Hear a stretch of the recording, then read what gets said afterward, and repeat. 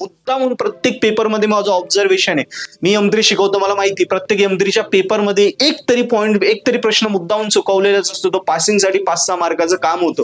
कळालं? सो पहिलं सांगितलं की मित्रांना विचारायला लाजायचं नाही. दुसरं, अशी शेवटचे 10 मिनिटं किंवा कुठेतरी 10 मिनिटं भेटतात, तिथे फटाफट आपलं काम करून घ्यायचं, विचारून घ्यायचं. तिसरं, फॉर्म्युले, काही MCQ, काही महत्वाचे एक वाक्याचे आन्सर असतील ते लिहायचेच. ओके.